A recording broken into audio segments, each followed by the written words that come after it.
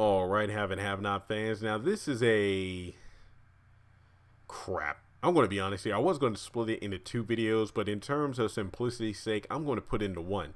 I was going to do one video on, Hannah mistrusting Candace. And, because at the end of the episode, as soon as she heard the money was gone, she instantly jumped to the conclusion that Candace was the one that took the money. And then the other video would have been, and my mom brought this up when I was at home this weekend talking with her. She was like, what if Candace gave the money back to the criers to show, she'd really changed? Because you got the episode coming up, A New Leaf, about Candace, making a change in her life. Sound like Michael Jackson, Man in the Mirror. I'm gonna make a change. Yeah, I said that. But I mean, that's a very good theory, but it just goes in line with what I mentioned in my lengthy video on Where's the Money, and that is how in the world did Candace get access to that amount? I mean, if she could have gotten the money from the joint bank account at any time, she wouldn't have went through the whole, I'm going to send Malik, I'm going to send all these people to, persuade you to give me the money back. She even tried to get Benny to persuade Hannah, tried to get Mitch to persuade Benny to persuade Hannah to give the money, but none of that worked. So, because remember, they needed both signatures. So the person that took the money from their account had to be someone who would have not just the authority, but the power to just grab the money and take it out. And the government is the most likely culprit, with Catherine being a close second due to the fact that she holds a lot of power in the bank, more so than Jim and Veronica. But yeah, so moving on, I really want to focus more on the Hannah aspect of it, because I've been praising the fact that ever since the end of the episode 15 minutes, those two have really been on good terms. Slowly but surely, they had ironically enough, the last 15 minutes of the episode 15 minutes was Candace coming over and making peace with her family, or more specifically her mother. And then ever since then, they've been talking maybe about each other to other people, like, Candace with Hannah with Benny, and then Candace talking to Charles and Landon. And then in not the last episode, the one before that, Tomorrow's Not Promised, I believe, that's when Benny and Candace were talking on the phone, and they both said hey to each other. Candace told Benny to tell Hannah hey, and then she did the same thing for Candace. So I'm like, oh, that's sweet. But then as something goes south, she's automatically going to assume that Candace did it. Now, I'm not going to say that I completely dislike Hannah for this, but it just pains me to see her instantly jump to the conclusion that Candace took the money, due to the fact that this only strengthens what a lot of viewers, as well as Benny's, constantly say about Hannah. You're quick to assume the worst about Candace. Literally, she is quick to assume the worst about Candace rather than to see the potential in her. There have been plenty of times when Hannah has called her out on her potential, that you're wasting it on this lifestyle you're living when you can focus on your schoolwork, finish law school, get that degree, and be one of the best attorneys in the country. But then on the flip side, from Hannah's perspective, it kind of makes sense that she would jump to that conclusion, because even when the episode 15 minutes, when Candace came over, and then, Hannah was like, I don't want to hear any of this. And then Minnie's like, no, look at her. She ever seen like that before? And it's like, when she kept saying that, you threatened, Benny, you don't even know Benjamin. She came over here threatening me for the money and whatnot.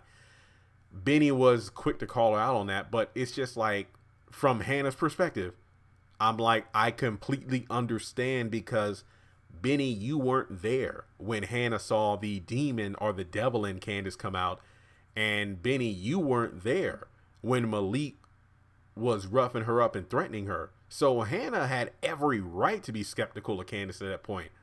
But I mean, to be honest, I would have thought that her first instinct would have been to blame Jim or something like that. because not only was the money gone, but there was a huge overdraft as well. So I don't know. I just feel like it was really messed up that Hannah would instantly assume that Candace did that. But I'm just saying, I feel like it definitely should have been Candace or Jim. But like I said, we only saw like the last 45 minutes of the 45 seconds of the episode focused on the bank, when she actually said, how much money do you think is in here? So hopefully when we pick up in the episode on Tuesday night, this scene will get more meat to it. So I don't want to do an entire video bashing Hannah because she instantly said that Candace was the one that did it.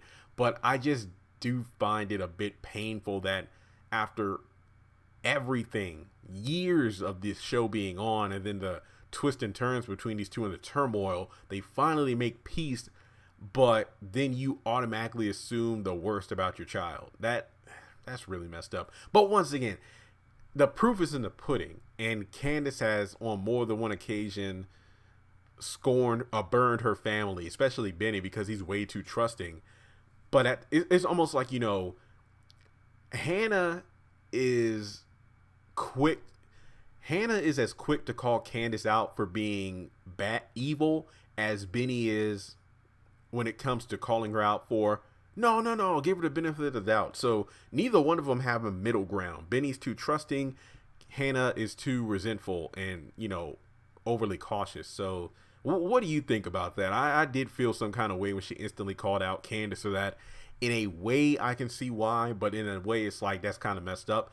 But then with the theory of Candace taking the money, I do like that angle of her taking the money and then giving it over to the criers, because that it's almost like she's if you're a MCU fan, it's like, you know, Black Widow said there's a lot of, you know, red on my ledger, so she's kind of cleaning it up, you know, one act at a time. So I do feel like, you know, that would have been a good move, but at the same time, she did say the interest money. No, I don't think that Hannah agreed to the interest money thing. Yeah, that's right, because Candace mentioned it, but then Hannah shot it down. So, yeah, I don't know. But with that being said, let me know your thoughts in the comment section below. Do you think Candace took the money back herself and then gave it back to the criers? Because maybe in the next episode when she's looking at the computer, well, no, that doesn't make sense, because it would have been different if, let's say, Candace overheard what Oliver and Charles were talking about, or Candace went online and then saw all the messed up things that are being said about her and like all these people she screwed over. So kind of like, you know, a thief undoing their work. They're going to return everything they've stolen and whatnot, trying to clean up their conscience.